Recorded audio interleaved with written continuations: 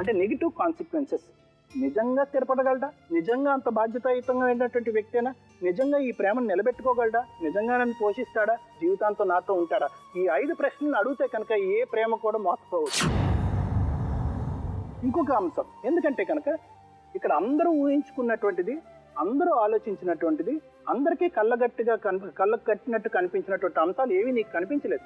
వాళ్ళ ఇంట్లో ఒక టాయిలెట్ కూడా లేదు అనేటటువంటి అంశం నీకు 6 సంవత్సరాల్లో నీకు తెలియలేదు.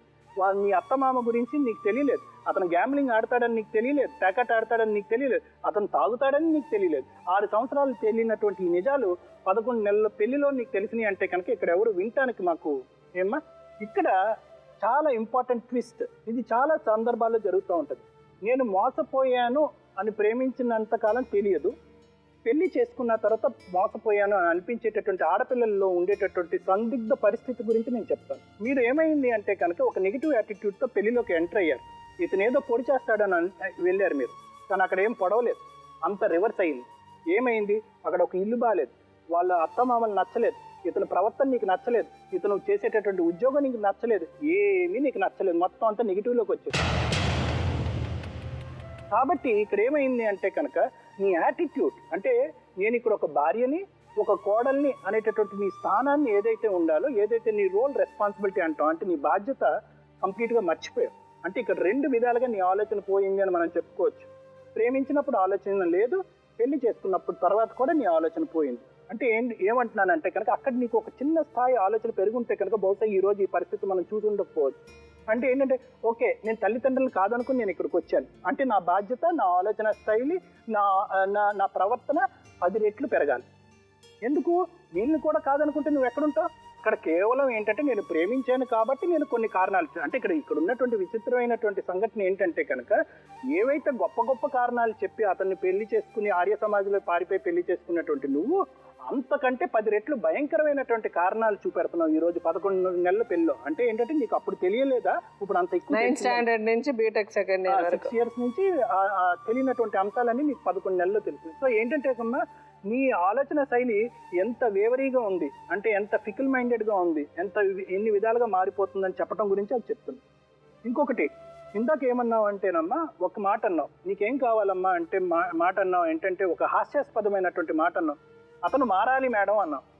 అక్కడ అతను మారటానికి ఏమి లేదమ్మా, అది క్యారెక్టర్ పుట్టుకతోనే ఉంది, అతను అలాగే ఉంటాడు. నేను చెప్తున్నాను ఈరోజు అతను అలాగే ఉంటాడు, ఆ మనిషి అలాగే ఉంటాడు. అంటే ఏంటంటే ఆ మనిషి గురించి నేను చెప్తాను ఎందుకు అలా నేను మాట అంటున్నానంటే ఇక్కడ నువ్వు మారాలి, నీ ఆలోచన శైలిలో మెచ్యూరిటీ రావాలి. నీకేంటంటే ప్రేమించినప్పుడు నీకు మెచ్యూరిటీ లేదు, డబ్బులు ఇచ్చినప్పుడు మెచ్యూరిటీ లేదు, ఇద్దరు కలిసినప్పుడు మెచ్యూరిటీ లేదు, తల్లిదండ్రులను జైల్లో పెట్టినప్పుడు నీ మెచ్యూరిటీ లేదు, పెళ్లి చేసుకున్నప్పుడు మెచ్యూరిటీ లేదు, సంసారం చేసేటప్పుడు మెచ్యూరిటీ లేదు.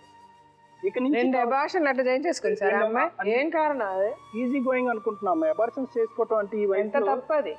11 నెలల ప్రేమలో అంటే 2 అబార్షన్లు అంటే సరే, ఫస్ట్ టైం అబార్షన్ చేయించుకున్నావు, బుద్ధి లేదు, రెండోసారైనా ప్రెగ్నెంట్ కాకుండా ఉండాలిగా, మీ ఇద్దరి మధ్య ఎంత గొడవలు ఉన్నప్పుడు. అమ్మా, అలాంటి వాళ్ళది నిజమైన ప్రేమ కాదు, అది వ్యామోహం. ఎగ్జాక్ట్లీ చిన్నత్త, నిజంగా ప్రేమించుకున్న వాళ్ళు అలా చేయరు. ఎంత మనసు విరిగిపోతే కన్న కూతుర్ని పట్టుకొని మా దృష్టిలో చచ్చిపోయా ఉంటుందా తల్లి?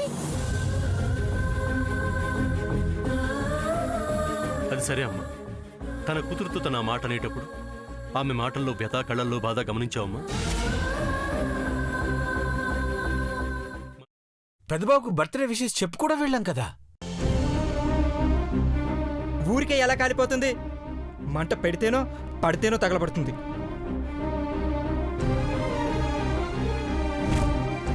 కరెక్ట్ చిన్నబాబు, నీకొచ్చినట్టే నాకు డౌట్ వచ్చింది.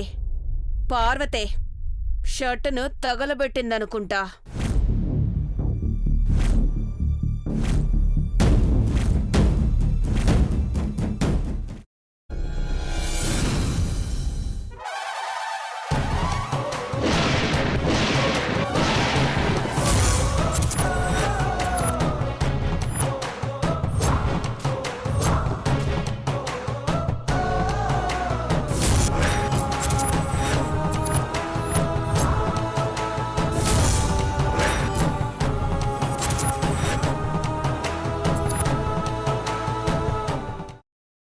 తర్వాత పొట్టు తీసేసి చాప్ చేసి పక్కన పెట్టుకోవాలి.